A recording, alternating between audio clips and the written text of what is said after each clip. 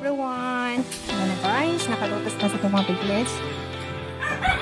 Naglutas so, ang nanay mo ay nagmaon. Mga baktiway, problema. Siguro ulit their breakfast. Buyag-buyag, buyag-buyag, buyag-buyag ulit. Ulit, ulit, ulit. Why problema?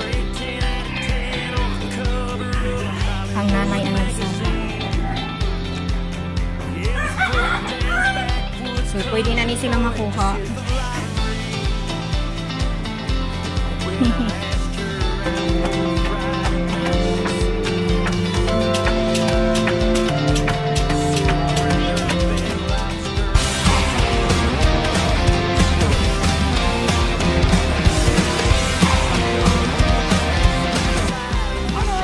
Hello, hello.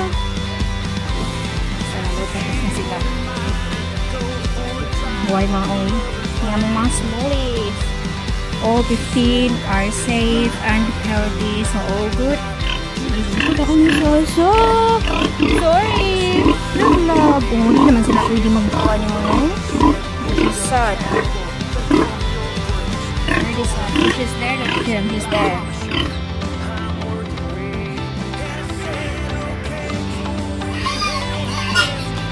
Naog dito sa kay masukos na sa.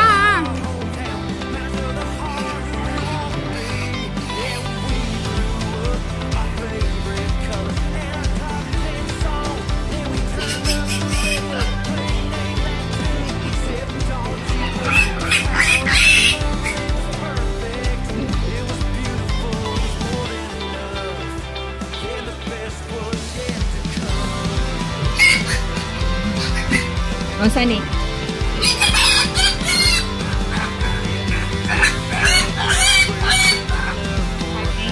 After natin mawala yung mga piglet, ito na po sila guys. Pwera buyag na po yung kamamin. So, tapos na po sila mag-lunch. Dito yung iba. Ayan sila. Nabigay ko na rin kahapon yung share ng ating burgay. Tapos yung tatlo po, sinama ko dun sa nanay. Kasi, para naman makabawi sila kasi ang liit na nila. Yung isang piglet po natin, meron po siyang yung foot and mouth. Pero okay naman po siya guys, kumakain naman po. Ayun. Pero okay naman siya. Ayan, pwede na sila para rehome. Ready na yan para rehome. So, ayan yung farm. Dito, bakante pa rin yan. Si Sasa, ay si Colette. 1 month na po yan na pregnant. Ayan si Colette. Yun na po siya. And nandito si Nana. Si Nana nakapag-breeding na rin dito siya guys. So, magantay na lang tayo ng 21 days kung kumusta yung kanyang progress. Ayan, buyag na po siya. So, andito po si Sasa. Kasama niya po yung tatlong piglets. So, yan. Pinapaalagaan ko po sa kanya yung tatlo. Hindi ko na muna siya inapura na mag-breeding. Kasi magkakasaluran sila yun. So, mag-i-interval yung ating mga saw sa panganganak. After 1 month, panganganak si Nana. And then, antay na muna natin na medyo ma-okay. Medyo tumataba na po yung ating mga piglets, guys. So, meron tayong tatlong smallies dito. So, okay na naman na sila. So, ayan. Maganda yung progress natin dito. So, ayan yung farm. Kunting update lang tayo, ayan. So, wala. Magpapahinga na muna si Tisay. Ubos na po yung ating mga fatties. So, ito dito, access ito sa mga piglets. Pagkabasa dyan, lumilipat po sila dito guys para matulog. So, puno pa rin yung mga piglets. Ayun, may extra tayo doon. So, once na iwawalay sila, either lilipat sila doon o magstay sila dito. Kapag nag-breeding na yung nanay, so kailangan natin silang ihiwalay. Or, ililipat natin yung mga ibang fatties. Pag hindi, yung mga aslaw nun, they're going on the way pa for fattening na sila. So, aslaw na po, nasa 30 kilos, nagre-range na ng 30 to 35 kilos yung mga fattening. So, yan yung piglets ni Nana at ni Colette. Sa mga gusto pong matuto sa farming, sa pig farming, sa backyard farming, pig racing, ayan po, sundan nyo lang po yung mga vlog ni Tisay. Baka meron kayong mga gustong matutunan o yung may mga tanong kayo na kailangan ng sagot. Panoorin nyo lang yung aking mga videos. Baka makatulong din po sa inyo. So, ito na po yung ating mga piglets dito. Ito yung mga piglets ni Sasa. So, malalaki na po sila guys. Bali, nabawasan na po sila ng dalawa. Na ibigay ko na rin po yung share ng ating burgay. So, ito na po yung itsura ng farm. So, ayun, may patinis tayo. Handito po yung tatlo. Yung mga maliliit po. Dito po sila nilagay. So, ayan po sila. Ayan, dun si Smolly. So, ayan yung mga babies. Si Colette 1 month na po yan siya guys, na buntis. Nandito natin mga fattenings. So, malungkot po si Colette kasi, hindi po si Colette, malungkot po si Sasa kasi Narinig yung mga piglits ng sinundo na. Nagtatanong siya bakit maingay. Oh, that's okay, that's okay.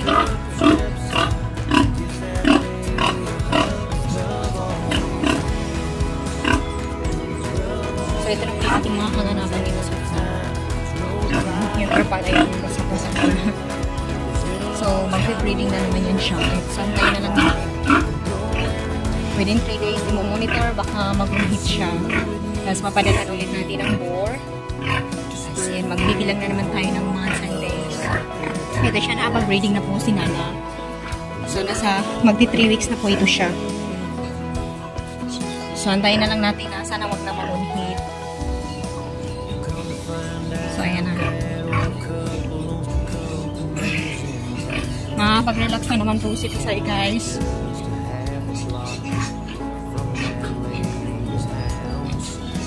Tsungani, malakas na po ito sila kumain. Tsungani, malakas, matakaw sila sa saging. Lagi.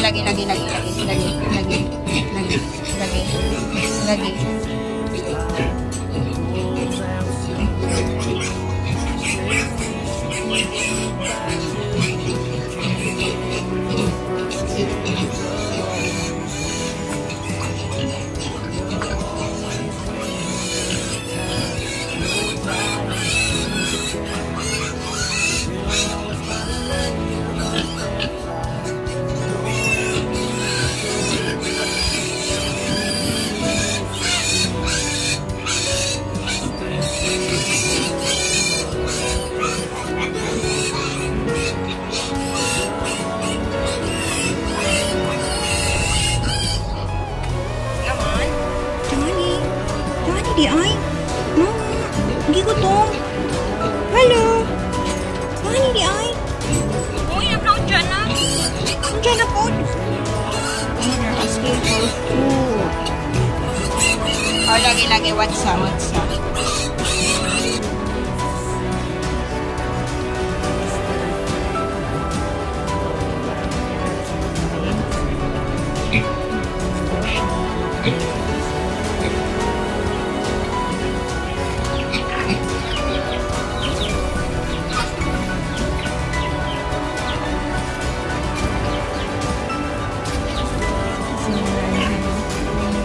You go down. Ayan.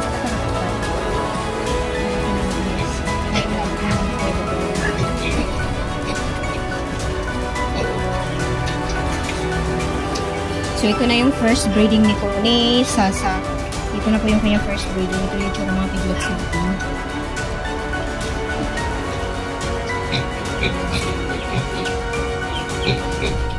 Monusot lang sila doon pagka sila ng food.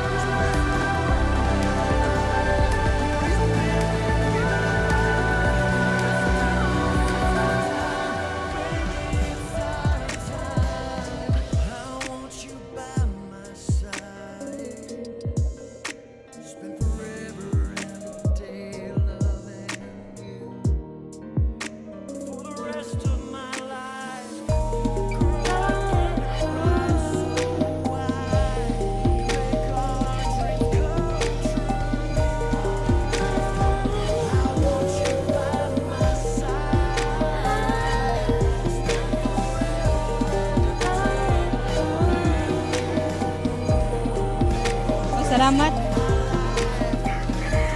Ayan sila.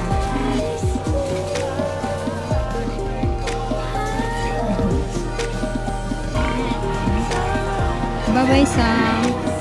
Wala na sila sa...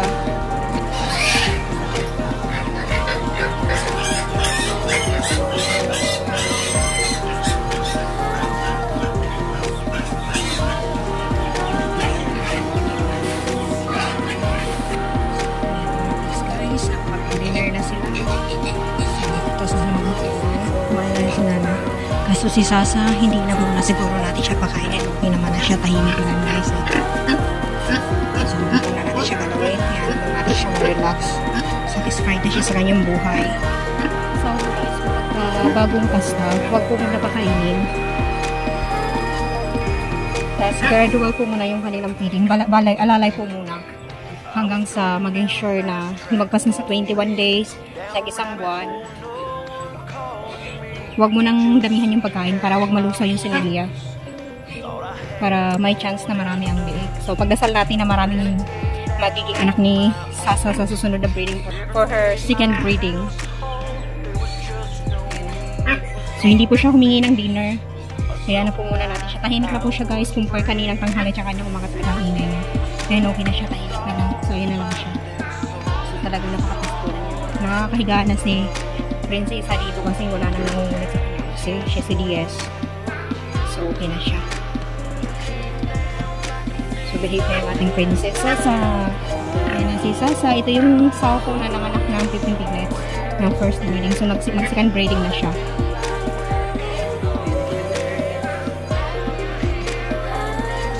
Sabi sa akin ng pinsan ko, ano siya, mababait yung mga asaw. Kasi pagka talagang hindi sila mahirapan. Hindi kagaya nung iba na umaatake kapag may ibang tao. Ito sila sanay. Sinanay ko na sila ng maraming tao sa paligid. So, hininaan ko muna yung stock cup para huwag siyang uminom ng sobrang madaming tubig. So, kahit iinom siya, huwag naman masyadong marami. So, hininaan ko po muna yung kontrolin muna natin. So, thank you for watching everyone. Have a nice day po and God bless. This is Desire of Design, Gem Reality TV. Bye-bye po. Thank you. We'll see you again soon. Don't like, subscribe, comment na rin po kayo. Bye-bye.